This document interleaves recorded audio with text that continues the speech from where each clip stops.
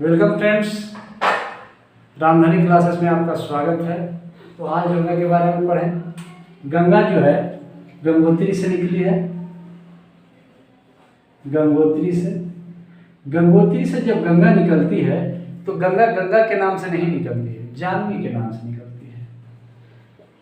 जानवी नदी के नाम से निकलती है और ये आगे बढ़ते हुए जब आगे बढ़ती है तो ये गोमुख हिमानी में गिरती है। गोमुख हिमानी में आकर गिरती है और यहीं से इसका नाम भगीरथी पड़ जाता है। यहां से इसका नाम क्या है? भगीरथी। और भगीरथी के नाम से जब आगे बढ़ते हुए यह गोविंद प्रयाग में आती है। गोविंद प्रयाग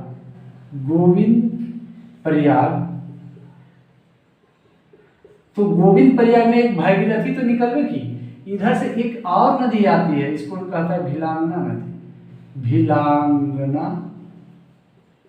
नदी। यह जो है यह नदी आकर भगीरथी में मिल जाती है गोविंद प्रयाग में। और एक यहाँ पे बहुत बड़ा बांध बनाया गया है जिसको टिहरी बांध कहते हैं। क्या कहते हैं? टिहरी बांध। यह जो है भारत का सबसे ऊंचा बांध है। यह उत्तराखंड में है और यहाँ से भी यह भगीरथी के नाम से ही आगे बढ़ती है। और जब यह भगीरथी के नाम से आगे बढ़ते हुए यह नदियाँ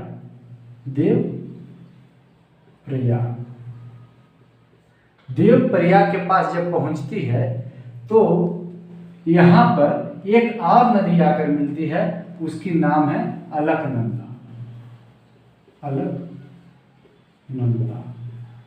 और जब ये अलकनंदा और भगीरथी जब मिल जाती है तो यहीं से इसका नाम पड़ जाता है गंगा। क्या पड़ जाता है? गंगा।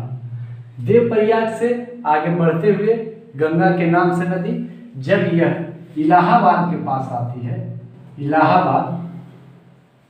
जब यह नदी इलाहाबाद पहुंच जाती है तो वहां पे 3 नदी का संगम है।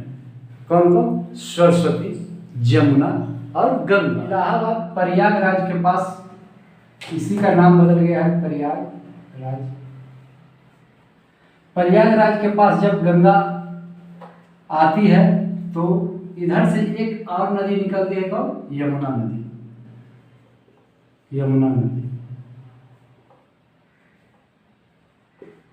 कौन सी नदी निकलती है? जमुना। और एक और इसमें है सरस्वती नदी। तीनों के संगम पे प्रयागराज है। और एक चीज और इसमें क्वेश्चन पूछता है कि गंगा नदी जो है पहली बार मैदानी भाग में कहाँ प्रवेश करती है? तो बिजनौर। यहाँ पर एक स्थान है बिजनौर में पहली बार गंगा जो है मैदानी भाग में प्रवेश करती है। उसके बाद जब यहाँ इलाहाबाद से आगे बढ़ती है तो ऊपर से 2 नदी आती है। ऊपर से 2 नदी आकर मिलती है, एक रामगंगा और एक गोमती। ये दोनों नदी ऊपर से आके मिलती है और यहाँ से आगे बढ़ते हुए यहाँ बक्सर की ओर बिहार में प्रवेश कर जाती है। सबसे पहले बिहार में बक्सर में ही चौसा के पास में गंगा बिहार में प्रवेश। लेकिन इधर भी 2-3 गो इसका है, सहायक नदी है। यमुना के भी 2-3 गो सहायक नदी है। एक तो हो गया बेतवा, चंबल और केन। बेतवा, चंबल और केन, इसकी 3 गो सहायक नदी यमुना का भी है। और उसके बाद अब हम लोग बिहार में गंगा नदी को पढ़े। गंगा नदी बक्सर में प्रवेश करती है और आगे बढ़ते हुए छपरा में सोन नदी आकर मिलती है। कौन नदी? सोन। और आगे बढ़ती है, और जब आगे बढ़ती है तो यहाँ गंडक नदी गंडक नदी आकर के गंगा नदी में मिलती है। उसके बाद और आगे बढ़ती है यहाँ पे, तो फतुहा के पास आपको पुनपुन नदी गंगा नदी में आकर मिलती है। गंगा नदी में आकर मिलती है कौन?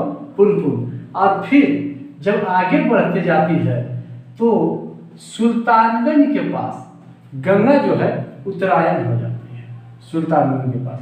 और जब गंगा उत्तरायण हो तो उसका अधिक महत्व होता है।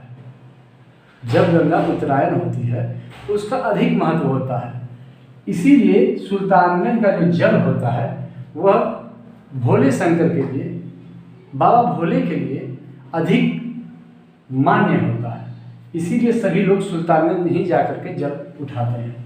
तो यहाँ से गंगा जो है उत्तरायण हो जाती है और यहाँ पे कटिहार के पास जो है गंगा में कोसी आकर मिलती है, कोसी नदी भी बहुत नामी है।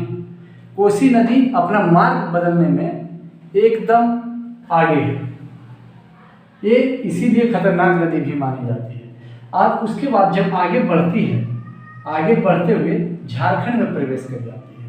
गंगा जो है झारखंड में प्रवेश कर जाती है। और झारखंड ज़्यादा एरिया नहीं है झारखंड का, उसके बाद वेस्ट बंगाल में घुस जाती है। अब जब वेस्ट बंगाल में घुसती है तो यहाँ से गंगा दो भागों में बट जाती है। कितने भागों में? दो भागों में। यहाँ से फिर से इसका नाम एक भागीरथी हो जाता है। क्या हो जाता है? भागीरथी। और नीचे हुगली नदी। जब आगे बढ़ती जाती है तो यही भागीरथी नदी बांग्लादेश में पद्मा हो जाती है। क्या हो जाती है? बांग्लादेश में पद्मा नदी हो जाती है। और उसके बाद इधर से एक और नदी आती है जो ब्रह्मपुत्रा नदी है। क्या है? ब्रह्मपुत्रा, जो कि तिब्बत में उसको सांपो के नाम से भी जानते हैं। और ये जो भारत में प्रवेश करती है ब्रह्मपुत्रा, तो इसका नाम जमुना रहता है। क्या रहता है? जमुना नदी। ठीक है, जमुना नदी के नाम से भारत में प्रवेश कर जाती है। और जब ये दोनों धारा, ये गंगा नदी का और ये गंगा नदी का धारा जो जा रही है, ये धारा और ये धारा जब आपस में मिलती है तो ये नदी मेघना बन जाती है। मेघना नदी बन जाती है। और जब ये और नीचे आती है तो यही बंगाल की खाड़ी का निर्माण करती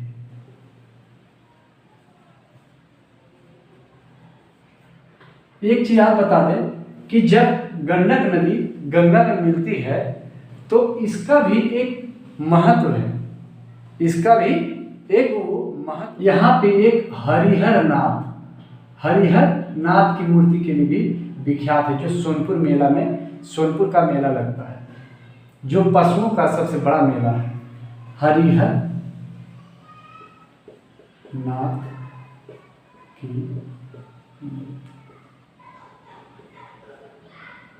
बाकी हमें आशा है कि फर्स्ट पार्ट गंगा नदी का